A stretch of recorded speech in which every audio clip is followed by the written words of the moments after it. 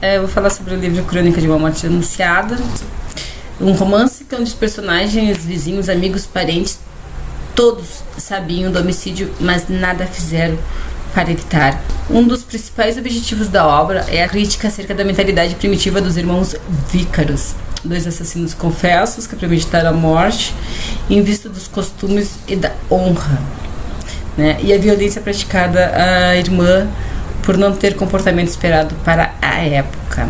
O escritor Gabriel Garcia Marquez editou esse livro e escreveu esse livro em 81, né? Em 82 ele ganhou o prêmio Nobel, foi ganhador do prêmio Nobel de Literatura, não por esse livro, foi por 100 anos de solidão.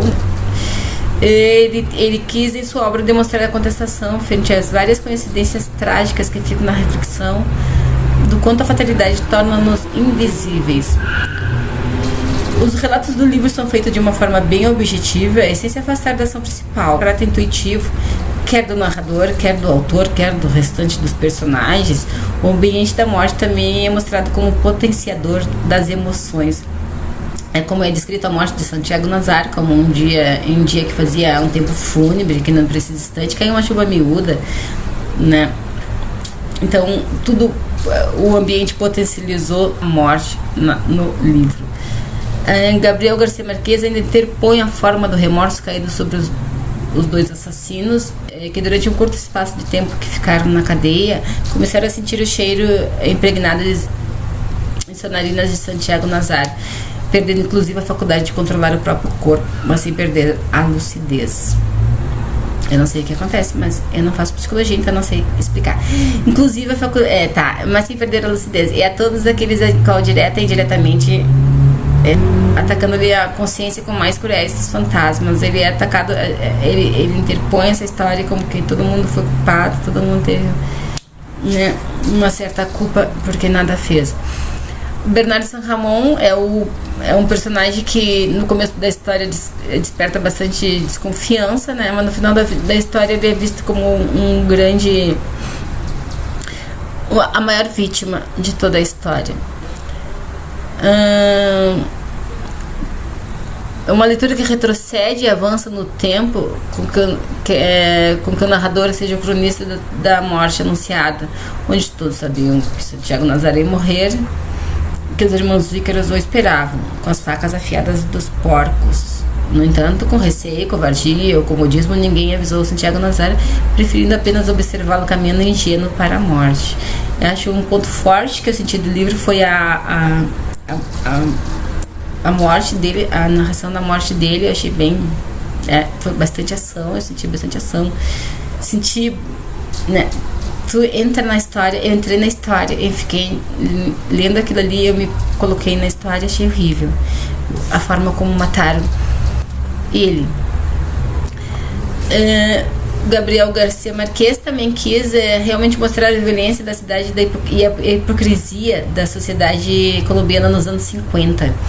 Uma sociedade machista, violenta, fazendo críticas duras à administração da cidade, ele faz, né, a polícia e a postura do padre da cidade, encarando onde todos encaravam a hipocrisia de um povoado pequeno que considerava inaceitável uma moça de família ter uma relação antes do casamento.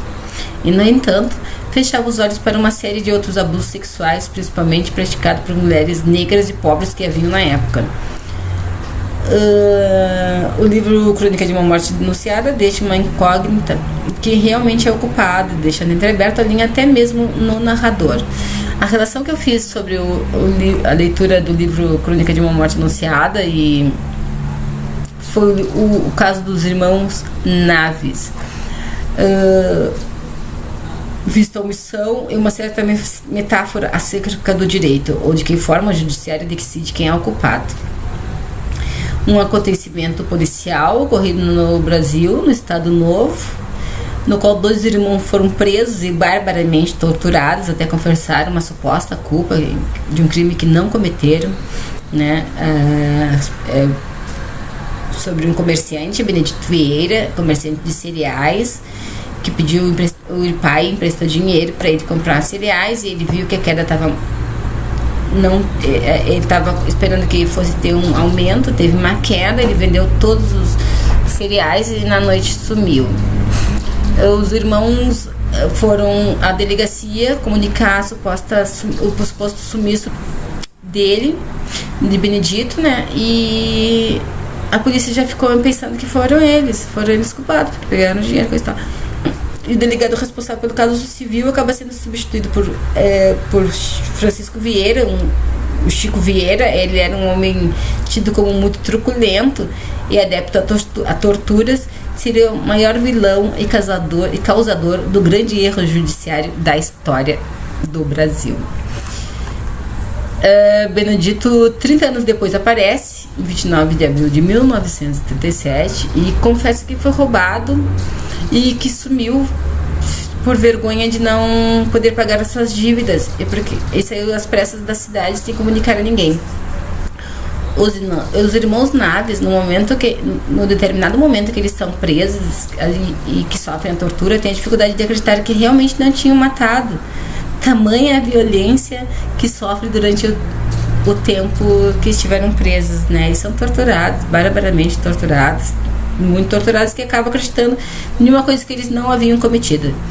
Né? Nesse relato, a história pode se perceber uma espécie de parábola de tudo que se faz durante o regime militar, de tudo que se foi feito, que se fazia durante o regime militar.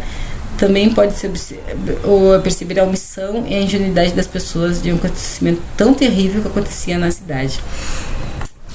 Percebe-se dentro dessas duas histórias o quanto nós fingimos que a injustiça produz justiça e que o direito produz direito, e quantas vezes percebemos a morte anunciada de diversos segmentos, e muitas vezes apontamos a solução, mas a solução não tem o resultado que deveriam ter.